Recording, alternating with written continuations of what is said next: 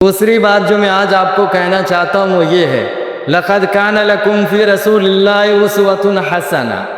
اللہ نے قرآن میں فرمایا کہ تمہارے لیے اللہ کے رسول میں بہترین نمونہ ہے، اسوہ ہے۔ اللہ کے رسول سے مراد محمد مصطفیٰ صلی اللہ علیہ وسلم کی ذات ہے۔ آپ صلی اللہ علیہ وسلم کی ذات زندگی کے ہر شعبے میں ہر انسان کے لیے، ہاں وہ کسی بھی میدان میں ہو، کسی بھی فیلڈ میں ہو یا کوئی بھی شعبہ ہو، اس شعبے میں رسول اللہ صلی اللہ علیہ وسلم کی زندگی ہمارے لیے نمونہ ہے۔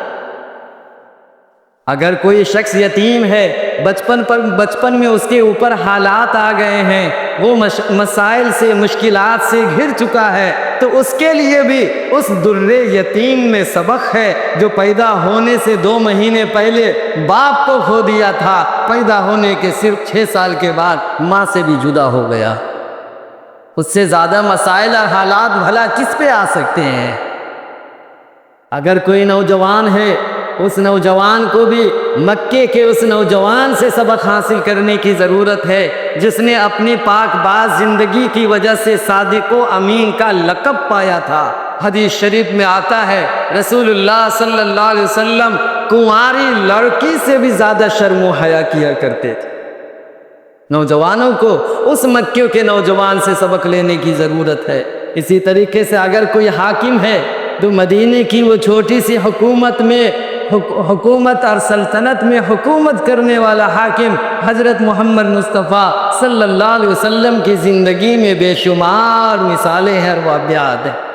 اس کو وہاں سے سبق لینے کی ضرورت ہے۔ اگر کوئی کسی کا دوست ہے تو ایک دوست کیسا ہونا چاہیے، دوستی کا حق کیا ہوتا ہے، اگر وہ سبق لینا چاہے تو حضرت ابو بکر صدیق رضی اللہ تعالی عنہ کا دوست حضرت محمد صلی اللہ علیہ وسلم سے سبق لے سکتا۔ آپ صلی اللہ علیہ وسلم نے فرمایا کہ اگر میں کسی کو دوست بنانا چاہتا تو حضرت ابو بکر صدیق رضی اللہ تعالیٰ عنہ کو دوست بناتا۔ بہت سارے واقعات ہیں۔ اگر کوئی شخص بیٹا ہے تو بیٹا کیسا ہونا چاہیے، ماں کا باپ کا کیا احترام ہونا چاہیے، کیا خدمت ہونی چاہیے، وہ حضرت محمد صلی اللہ علیہ وسلم سے سیکھنے کی ضرورت ہے۔ آپ کی والدہ تو بچپن میں 6 سال کی عمر میں انتقال کر گئی تھیں، لیکن ایک خاتون جنہوں نے آپ کو دودھ پلایا، حضرت حلیمہ سعدیہ رضی اللہ تعالی عنہا، جب ایک مرتبہ آقا محمد مصطفیٰ صلی اللہ علیہ وسلم نبی بنائے جانے کے بعد ان سے ملاقات کے لیے حضرت حلیمہ آتی ہیں تو آپ صلی اللہ علیہ وسلم ان کے عزت و احترام میں اپنی چادر بیٹھنے کے لیے بچھا دیتے ہیں۔ حضرت خدیجہ رضی اللہ تعالی عنہا سے فرماتے ہیں کہ یہ میری ماں ہے۔ یہ بات سننے کے بعد حضرت خدیجہ رضی اللہ تعالی عنہا ادباً کھڑی ہو جاتی ہیں، احترام میں کھڑی ہو جاتی ہیں، وہ مدد کے لیے آتی ہیں۔ حضرت حلیمہ سعدیہ رضی اللہ تعالی عنہا آپ صلی اللہ علیہ وسلم کے سامنے اپنے حالات بیان کرتی ہیں، رسول اللہ صلی اللہ علیہ وسلم خود بھی مدد کرتے ہیں، تعاون کرتے ہیں۔ حضرت خدیجہ سے بھی کہتے تو حضرت خدیجہ اپنے طور پر اپنی حیثیت کے مطابق پھر سے تعاون اور مدد کرتی ہیں۔ بیٹا کو ماں کی خدمت کیسے کرنی ہے وہ بھی رسول اللہ صلی اللہ علیہ وسلم نے بتا دیا ہے۔ اور اگر کوئی باپ ہے تو وہ باپ سے بھی سبق لینے کی ضرورت ہے، جو حضرت زینب کے باپ، حضرت رقیہ کے باپ، حضرت ام کلثوم کے باپ، حضرت فاطمہ رضی اللہ عنہن، ان تمام 4 لڑکیوں کے باپ تھے۔ بیٹی کی پرورش کیسے ہوتی، بیٹی کی تربیت کیسی ہوتی، اور ایک باپ کو اپنی اولاد کے ساتھ کس طرح کا معاملہ کرنا چاہیے، کیسی محبت اور شفقت اور کیسی نرمی اختیار کرنی چاہیے، وہ بھی آقا نے کر کے بتا دیا ہے، سکھا دیا ہے۔ اسی طریقے سے اگر کوئی بھائی ہے، بھائی کے لیے یا بھائی بہن کے لیے ایک بھائی کی حیثیت سے اگر سبق لینا چاہے تو حلیمہ سعدیہ کی بیٹی حضرت شیمہ کے بھائی حضرت محمد صلی اللہ علیہ وسلم کی زندگی میں اس کے لیے بھی سبق ہے۔ ایک غزوے کے موقع سے، غزوہ حنین کے موقع سے بہت سارے قیدیوں کو گرفتار کر کے لایا گیا۔ اتفاق سے ان قیدیوں میں حضرت حلیمہ سعدیہ رضی اللہ تعالی عنہا کی اپنی بیٹی حضرت شیمہ بھی تھیں۔ یہ حضرت شیمہ وہی لڑکی تھی جب رسول اللہ صلی اللہ علیہ وسلم حضرت حلیمہ کے گھر میں دودھ پیتے تھے، اس زمانے میں حضرت شیمہ آپ صلی اللہ علیہ وسلم کو اپنے گود میں لے کر گاؤں میں پھرایا کرتی تھی۔ اور ایک مرتبہ انہوں نے اپنے کمر پہ چھوٹے بچے کو، عام طور پہ گاؤں گھر میں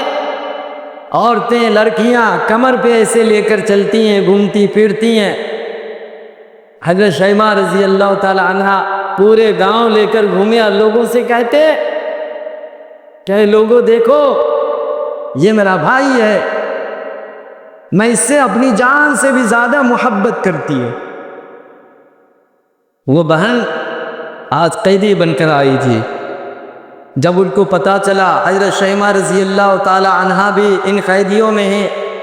ان کو بلایا گیا، وہ آئی آپ صلی اللہ علیہ وسلم کی خدمت میں، تو رسول اللہ صلی اللہ علیہ وسلم نے ان کے لیے اپنی چادر بیٹھنے کے لیے بچھا دیا، اپنے قریب بیٹھایا، بڑی محبت سے، بڑی شفقت سے، بڑی نرمی سے ان کا حال اور خبر خیریت پوچھا، اور پھر نہ صرف یہ کہ حضرت شیمہ کو بلکہ حضرت شیمہ اور ان کے قبیلے کے قیدی تمام قیدیوں کو رسول اللہ صلی اللہ علیہ وسلم نے رہا کر دیا۔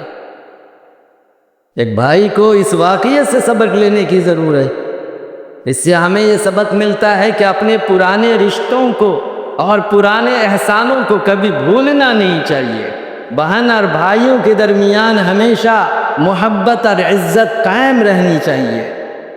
اسی طریقے سے اگر آپ پر ظلم ہوا ہے، کسی نے آپ پر زیادتی کی ہے، آپ کو تکلیف دی ہے، آپ کو ستایا اور پریشان کیا ہے، آپ مظلوم ہیں، تو آپ کو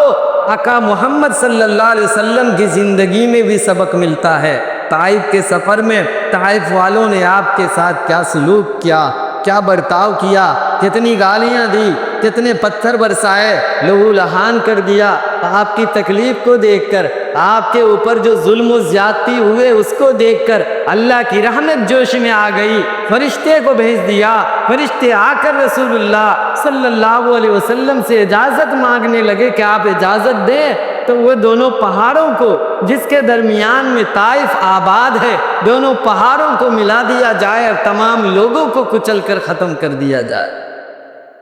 آقا نے فرمایا تمام نبیوں کو تکلیفیں دی گئی، تمام نبیوں کو اس راستے میں پریشان کیا گیا، ستایا گیا، لیکن ان تمام نبیوں میں سب سے زیادہ تکلیف مجھے دی گئی ہے،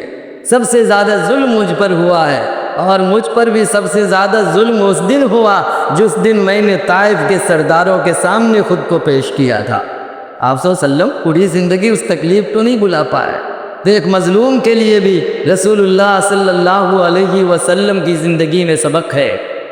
اگر آپ فاتح ہیں، آپ کو جیت ملی ہے، کامیابی ملی ہے، تو آپ کو آقا رسول اللہ صلی اللہ علیہ وسلم کی زندگی سے سبق ملے گا کہ جب آدمی کامیاب ہو جائے، فاتح ہو جائے، جیت مل جائے تو اس کو اکڑنا نہیں چاہیے، گھمنڈ غرور میں مبتلا نہیں ہونا چاہیے، تکبر میں نہیں آنا چاہیے۔ آقا محمد صلی اللہ علیہ وسلم جب فتح مکہ کے موقع سے مکے میں داخل ہو رہے تھے، وہ مکہ جہاں سے ان کو نکالا گیا تھا، جو مکہ سے ظلم و ستم کی وجہ سے مسلمان مدینے چلے گئے تھے، آج وہ مکہ مسلمانوں کے قبضے میں، مسلمانوں کو اللہ تبارک و تعالیٰ نے اس پر غلبہ عطا کیا تھا۔ فاتح کی حیثیت سے آقا محمد صلی اللہ علیہ وسلم صحابہ کرام مکے میں داخل ہو رہے تھے۔ کتابوں میں آتا ہے رسول اللہ صلی اللہ علیہ وسلم عاجزی اور تواضع کی وجہ سے آپ کا سر بالکل اونٹنی کے کوہان سے لگنے والا تھا،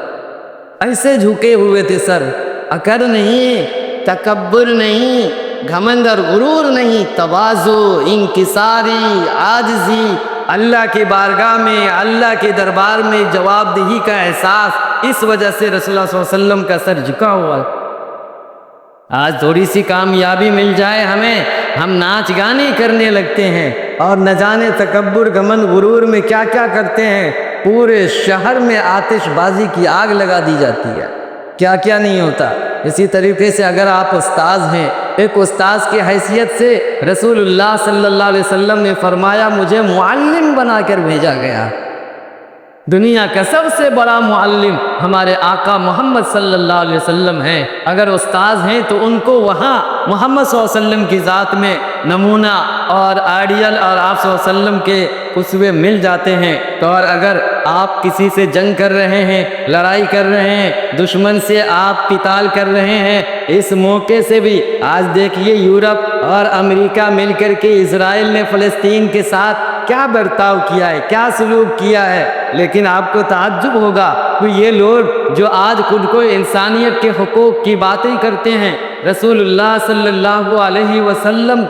کی زندگی سے ان کو سبق لینے کی ضرورت ہے۔ جب کسی جنگ کے موقع سے صحابہ کرام کو بھیجتے، آپ صلی اللہ علیہ وسلم یہ وصیت کرتے، یہ تاکید کرتے، یہ تعلیم دیتے اور نصیحت کرتے کہ دیکھو کسی عورت کو قتل مت کرنا، کسی بوڑھے کو قتل مت کرنا، کسی بچے کو قتل نہیں کرنا۔ یہ تعلیم دے کر رسول اللہ صلی اللہ علیہ وسلم صحابہ کو بھیجا کرتے تھے۔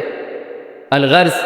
زندگی کے ہر شعبے میں ہمارے لیے ایک نمونہ، ایک آئیڈیل رسول اللہ صلی اللہ علیہ وسلم کی ذات ہے، لیکن ظاہر سی بات ہے ان تمام چیزوں پر ہم عمل کریں گے، آپ کی پیروی اور اتباع کریں گے کب؟ جب ہم یہ سب سمجھیں گے، جب ہم یہ سب جانیں گے۔ اور جاننے کے لیے ایک دو بیان سن لینا کافی نہیں ہے۔ رسول اللہ صلی اللہ علیہ وسلم کی محبت کا حق ایک تقریر سن لینے سے ادا نہیں ہوگا، ایک جلوس نکال لینے سے ادا نہیں ہوگا، ایک جلسہ کر لینے سے ادا نہیں ہوگا۔ یہ ادا ہوگا ہم جب خود کتابوں کو پڑھیں گے اور پڑھنے کے مطابق جو علم حاصل ہوگا اس پر جب عمل کریں گے، تب جا کر رسول اللہ صلی اللہ علیہ وسلم کی سچی محبت کا حق ادا ہوگا۔ لحد میں روشنی کے واسطے سامان لایا ہوں، میں اپنے دل کے اندر آیت قرآن لایا ہوں۔ خدا پوچھے گا محشر میں کہ کیا لایا ہے دنیا سے، میں کہہ دوں گا تیرے محبوب پر ایمان لایا ہوں۔